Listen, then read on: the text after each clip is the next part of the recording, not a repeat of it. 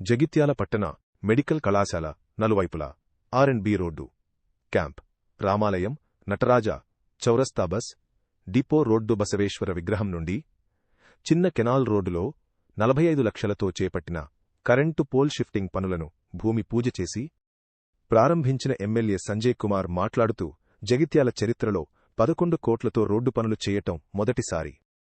రాష్ట్రంలో విద్య వైద్యానికి అధిక ప్రాధాన్యత.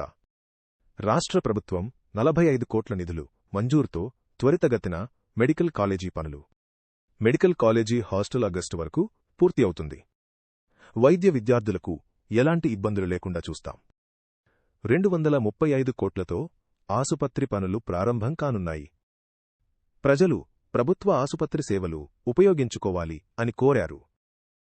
పోతే నేను కూడా గౌరవ ముఖ్యమంత్రి గారుతో మాట్లాడి, ఏదైతే ముఖ్యమంత్రి గారు ఇప్పుడున్న రేవంత్ రెడ్డి గారు వారు గత ప్రభుత్వంలో స్టార్ట్ చేసి ఆగిపోయినా కానీ వైద్యం విషయంలో ఎక్కడ ఆగద్దు, విద్య విషయంలో ఎక్కడ ఆగద్దు అనే ఆలోచనతో మెడికల్ కాలేజ్కు 14 కోట్ల మాత్రమే రిలీజ్ అయితే మళ్ళీ మొన్న దాదాపు 45 కోట్లు రిలీజ్ చేసిండ్రు. 50 కోట్ల వరకు కూడా పని పూర్తవుతుంది. హాస్టల్స్ ఈ నెలాఖరు వరకు ఇస్తామని చెప్పడం జరిగింది. ఆ యుద్ధం వలన ప్లాస్టిక్ మెటీరియల్ బయట దేశాల నుంచి రాక కొంత లేట్ అవుతుంది. బాత్రూమ్స్, డోర్స్ మిగతా అంతా కూడా పూర్తయిపోయింది. హాస్టల్స్ అదేవిధంగా హాస్పిటల్ పని కూడా మొదలైంది.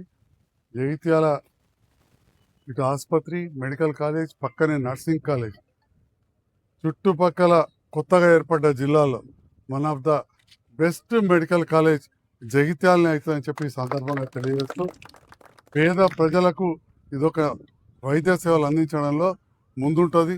ఇక్కడ డాక్టర్లకు కూడా చాలా ఉపయోగం ఉంటుంది. దానివల్ల చాలామందికి ఉపాధి కూడా ప్రత్యక్షంగా పరోక్షంగా కూడా దొరికింది. దాదాపు 200 పైన స్టాఫ్ పనిచేస్తున్నారు. బట్టి పారామెడికల్స్ తుడిచేవాళ్ళు 368 మంది సిస్టర్లు, ఇప్పుడు 334 మంది డాక్టర్లను మంజూరు చేస్తే 134 మంది ఇప్పుడు ప్రజెంట్ పనిచేస్తున్నారు.